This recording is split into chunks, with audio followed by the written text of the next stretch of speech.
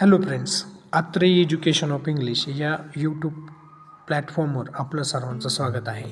मी प्राध्यापक Karanjkar SM MA English set assistant professor in university Pune affiliated college. So today's subject is AAC English and class FYB semester first. The purpose of this video, या व्हिडिओचा उद्देश हा आहे की आज या व्हिडिओमध्ये मी सेमिस्टर फर्स्टसाठी असणाऱ्या सिलेबस इन डिटेल डिस्कस करणार आहे. तर व्हिडिओ स्किप न करता व्हिडिओ पाहत राहा. आपण सिलेबस इन डिटेल जाणून घेणार आहोत व्हिडिओमध्ये. चला सुरुवात करूया.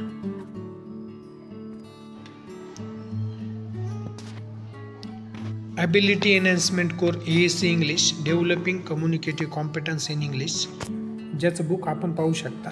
अशा प्रकारचं मार्केटमध्ये बुक आपल्याला 110 ते 120 रुपयापर्यंत मिळून जाईल. तर या कोर्सचा या विषयाचा सिलेबस आपण इन डिटेल पाहणार आहोत, जो FYBAचा AAC इंग्लिश म्हणून आपण सर्वजण जाणतात. त्याचं पूर्ण नाव आहे developing communicative competence in English. तर त्याचा सिलेबस आपण इन डिटेल पाहूया. चला, सेमिस्टर फर्स्टचा सिलेबस आपण या व्हिडिओमध्ये इन डिटेल पाहणार आहोत. सिलेबस पाहूया आपण. एकूण 2 युनिट आपल्याला या सेमिस्टरसाठी देण्यात आलेले आहेत. युनिट नंबर 1 सेमिस्टर फर्स्टसाठीचा जो सिलेबस आपण देण्यात आलेला आहे तो आपण इन डिटेल पाहूया. त्यामध्ये युनिट पहिलं बिल्डिंग व्होकॅब्युलरी आणि दुसरं जे युनिट आहे ते म्हणजे स्पीकिंग फॉर डिफरंट पर्पज. हे 2 युनिट आपल्याला सेमिस्टर फर्स्टसाठी देण्यात आलेले आहे. आता युनिट नंबर 1 मध्ये काय आहे ते पाहूया. वर्ड ॲज अ पॉवर, शब्द हीच शक्ती, शब्दसंग्रह वाढवणे, हे बिल्डिंग व्होकॅब्युलरी जे युनिट पहिलं आहे त्याचा पर्पज आहे. त्याच्यामध्ये संकल्पना देण्यात आलेली वर्ड ॲज पॉवर. पॉवर म्हणजे शक्ती, भाषा नाही आणि त्यांचं एक साधन आहे आणि त्याचे एक मुख्य घटक आहे. त्या समृद्ध जर तुमच्याकडे असेल तर तुम्ही जी भाषा आहे ती अधिक अचूकतेने अधिक प्रभावीपणे बोलू शकता, आपले विचार त्या भाषेतून मांडू शकता. म्हणून शब्द हीच शक्ती असं या युनिटचं नाव आहे. तर त्याच्यामध्ये आपणास जे घटक शिकायचे आहे तर ते आपण थोडक्यात इथं त्याची चर्चा करणार आहोत. वर्ड ॲज पॉवर म्हणजे नेमकं काय, तर त्याची संकल्पना आपण देण्यात आलेली आहे. शब्द म्हणजे काय आणि पण अचूक वापरले तर इफेक्टिवली आपण बोलू शकतो. त्याचबरोबर जर त्या शब्दांचं जर तुमच्याकडं विशाल शब्दसंग्रह असेल तर तुम्हाला उच्च दर्जाचं लेखन करता येतं किंवा जी भाषा तुम्ही वाचताय तर त्या भाषेचं आकलन तुम्हाला होतं. उदाहरणार्थ इथं इंग्रजीबद्दल आपण बोलूया. तर इंग्रजीचं आकलन तुम्हाला जास्त पद्धतीत व्हायचं असेल तर तुमच्याकडं जास्तीत जास्त शब्दसंग्रह म्हणजे वर्ड्स पाहिजे. जास्तीत जास्त जर तुमच्याकडे शब्द असतील आणि तर व्होकॅब्युलरी असेल अर्थातच तर तुम्हाला योग्यरित्या भाषा समजण्यास मदत होईल. तर हे वर्ड ॲज पॉवरमध्ये आपण पाहणार आहोत. दुसरा जो टॉपिक आहे तो आहे वर्ड अँड सेन्स, म्हणजे शब्द आणि अर्थ. शब्दांचे अनेक अर्थ असू शकतात. सेन्स म्हणजे वेगवेगळे प्रकारे शब्द वापरले जातात, त्या अर्थाने इथं सेन्स असा शब्द घेण्यात आलेला आहे.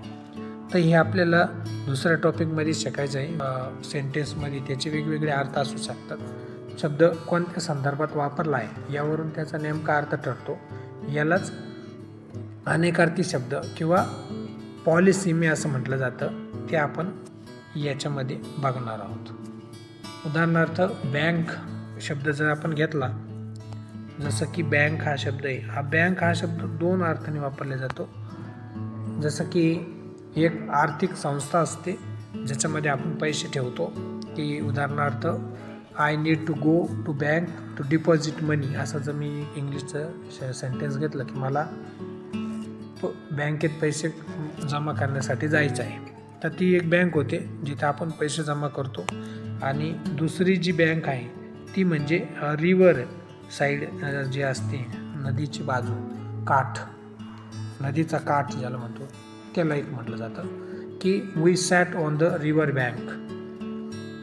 तर ही जी रिव्हर बँक आहे तिला म्हटलं जातं नदीचा काठ. तर हे दोन प्रकारे वेगवेगळे अर्थ बँक आलेला आहे, पण बँक हा दोन्ही सेंटेन्समध्ये वेगवेगळा संदर्भ त्याचा अर्थ वेगळा घेण्यात आलेला आहे. ते वर्ड अँड सेन्स म्हणजे ते शब्द आणि त्याचा अर्थ हे आपण या युनिट 2मध्ये युनिट 1मध्ये दुसरं जे टॉपिक आहे त्यामध्ये पाहणार.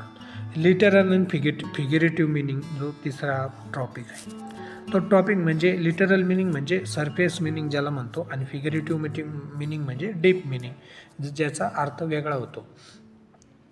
तर शब्दशः अर्थ जर घेतला आपण तर एखाद्या शब्दाचा तर तो साधा सरळ अर्थ होतो डिक्शनरीमध्ये जसा असतो तसा, आणि जो एक दुसरा आहे फिगरेटिव्ह मिनिंग तो म्हणजे अलंकारिक अर्थ असं म्हणू शकतो.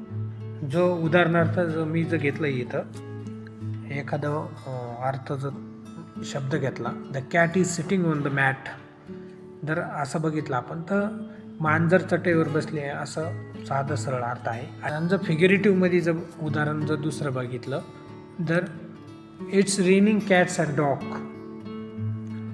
तर पावसातून याचा अर्थ जर घेतला तर आकाशातून पाणी पडत आहे असं येत नाही, तेव्हा आकाशातून मुसळधार पाऊस पडत आहे असा होतो. तर हे फिगरेटिव्ह मिनिंग्स वेगळं असतं आणि लिटरल मिनिंग हे सरफेस मिनिंग किंवा डिक्शनरी मिनिंग असतं. ते आपण युनिट नंबर 1मध्ये टॉपिक 3मध्ये शिकणार आहोत. आता पाहूया सिनोनिम्स अँड ॲटोनिम्स. याच्या समानार्थी विरुद्धार्थी शब्द हे सर्वांना माहीत असतील असं समजून आपण प्रिफिक्स आणि सफिक्सेशन पाहूया. प्रिफिक्स म्हणजे उपसर्ग ज्याला म्हणतो किंवा प्रत्यय असं म्हणतो. प्रिफिक्स हा उपसर्ग असतो जो अक्षराच्या आधी एक शब्द जर दिलेला असेल तर त्याच्या आधी असतो, आणि सफिक्स जो असतो तो प्रत्यय असतो. उदाहरणार्थ जर इथं हे 2 सफिक्सेशन आहे ज्याच्यामध्ये आपल्याला वर्ड फॉर्मेशनमध्ये आपण हे शिकत असतो. तर छोटे छोटे कन्सेप्ट आहे. युनिट नंबर 1मध्ये 6वा जो टॉपिक आहे तो म्हणजे लेक्झिकल वेब. लेक्झिकल वेब म्हणजे एक जाळं असतं, शब्द जाळं, की ज्याच्यामध्ये तुम्हाला मेन रूट वर्ड दिला जातो आणि त्याच्या संदर्भात आजूबाजूचे शब्द शोधायचे असतात. जसं की कुकिंग आहे तर कुकिंगमध्ये तुम्हाला जर शब्द दिला कुकिंग तर कुकिंगमध्ये तुम्ही काय करता, वर्ब जर बघितलं आपण त्यामध्ये चॉपिंग असतं, स्टीअर, फ्राय, बेक अशा सर्व क्रिया आपण बॉईल हे सर्व करतो. कोणकोणते वापरतो त्याच्यामध्ये उपकरणं, तर हे सगळे नावं आपल्याला लिहायचे असतात. ते याला लेक्झिकल वेब म्हणतात. हे शब्दांच्या बाजूचं जसं डिस्क्रिप्शन असन, सिनोनिम्स असन, हे सर्व आपल्याला त्या लेक्झिकल वेबमध्ये द्यायचं असतं. शब्दाची जात, शब्दाचं समानार्थी विरुद्धार्थी शब्द, डिस्क्रिप्शन आणि अजूनही 3-4 घटक आहे ते आपण पुढच्या व्हिडिओमध्ये इन डिटेल बघणार आहोत. त्या लेक्झिकल वेबवर मी वेगळा व्हिडिओ बनवणार आहे, तर तो व्हिडिओ तुम्ही पहा. कोलोकेशन आहे पुढचा जो पॉईंट आहे तो म्हणजे कोलोकेशन. त्याला शब्द सहचर्य असं म्हणलं जातं मराठीमध्ये. आणि कोलोकेशन हे अर्थातच 2 शब्द नेहमी सोबत असतात, तर ते आपण याच्यामध्ये शिकणार आहोत. हे झालं सेमिस्टर 1. जसं आता याचं उदाहरण द्यायचं झालं कोलोकेशनचं तर heavy rain, fluent English, make a mistake, take a shower, fast food अशा प्रकारचे शब्द नेहमी सोबत येतात. ते वेगळे आपल्याला दिसत नाही. किंवा हेवी रेनला आपण स्ट्रॉंग रेन असं म्हणत नाही, तर ते शब्द कोलोकेशन वर्ड असतात. तर ते आपल्याला शोधून त्याचे वाक्यात उपयोग त्याचा करायचा आहे. तर हे युनिट 1मध्ये आपण बघितलं. आता युनिट नंबर 2 पाहूया. युनिट नंबर 2 आहे स्पीकिंग फॉर डिफरंट पर्पज. यामध्ये आपण पहिला पॉईंट पाहणार आहोत तो म्हणजे ग्रीटिंग अँड इंट्रोड्युसिंग. यामध्ये हे युनिट आपल्याला दैनंदिन जीवनातील वेगवेगळ्या प्रसंगात इंग्रजी कसं बोलावं हे शिकवतं. त्यामध्ये ग्रीटिंग अँड इंट्रोड्युसिंग, अभिवादन कसं करायचं इंग्रजीतून, आणि आपला परिचय कसा द्यायचा. जसं की फॉर्मल आणि इनफॉर्मल हे 2 पद्धती त्याच्यामध्ये आहेत. ते इन डिटेल तुम्ही वर्गात शिकणारच आहात. तर इथं आपण थोडंसं डिस्कस करूया. टॉपिक पहिला ग्रीटिंग अँड इंट्रोड्युसिंग.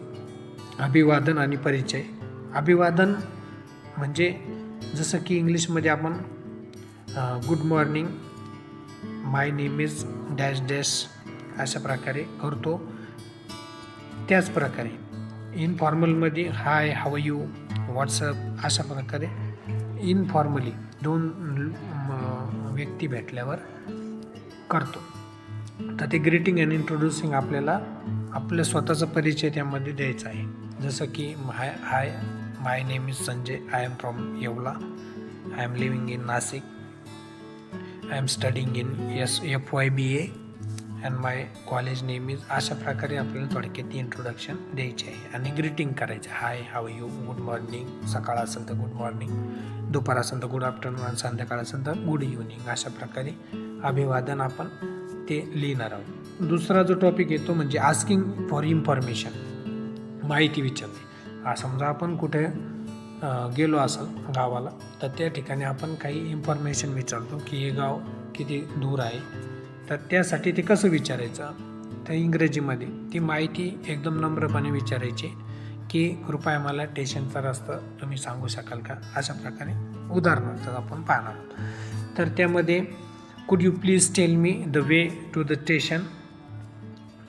तर अशा प्रकारे त्याच्यामध्ये इन्फॉर्मेशन म्हणजे माहिती आपण विचारणार आहोत. तर हे सगळं स्पीकिंग पर्पजसाठी आहे. डिफरंट वेगवेगळ्या परिस्थितीत कसं बोलावं यामध्ये आपण हे शिकणार आहोत सेमिस्टर फर्स्टमध्ये. तिसरा जो टॉपिक आहे तो म्हणजे सिकिंग परमिशन.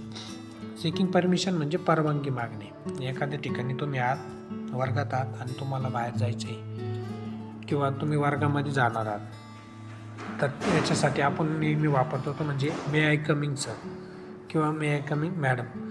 अशा प्रकारे आपण ती परवानगी परमिशन घेत असतो. मी आत येऊ का किंवा मे I go out.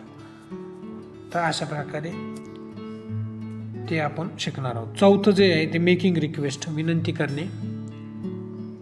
Please help me for this with this bag किंवा to lift up this bag, please give me the information about someone or something. अशा प्रकारे रिक्वेस्ट करून आपण ते वाक्य बनवणार आहोत. तर वेगवेगळ्या परिस्थितीत कसं बोलायचं हे आपल्याला युनिट नंबर 2 शिकवणार आहे, स्पीकिंग फॉर डिफरंट पर्पज. 5वा जो पॉईंट आपण शिकणार आहोत तो आहे मेकिंग सजेशन, सल्ला देणे किंवा सूचना करणे. याला सजेशन याच्यामध्ये पण बघणार आहोत की कशा पद्धतीने आपण सूचना करणार आहोत किंवा सल्ला देणार आहोत. उदाहरणार्थ की let's go for walk, come with me, stand up वगैरे अशा प्रकारच्या ज्या काही सूचना आहे तर किंवा सल्ला देणे सजेशन म्हणजे.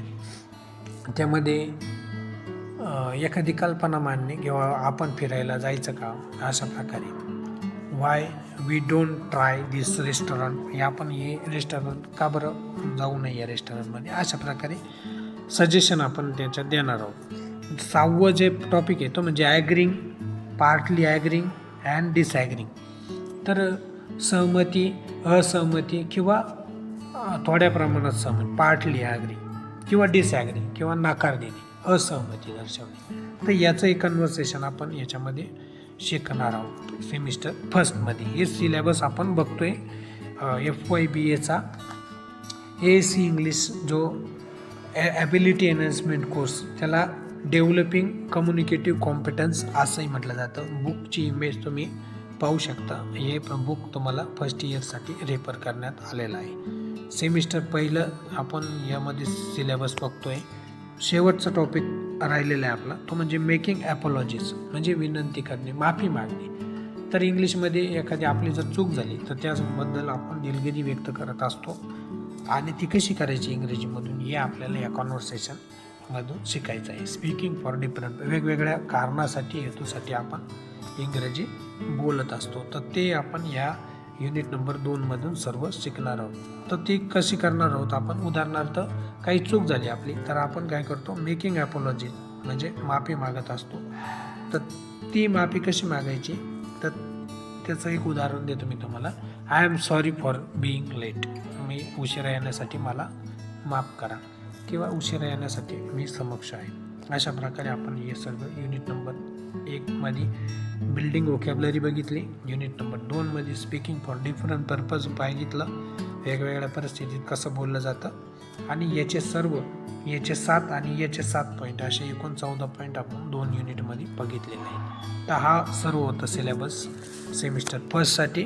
आता आपण पुढच्या व्हिडिओमध्ये एक्झामिनेशन पॅटर्न परीक्षेसाठी कशी असणार आहे ते आपण डिस्कस करणार आहोत. तर या व्हिडिओसाठी एवढं. धन्यवाद.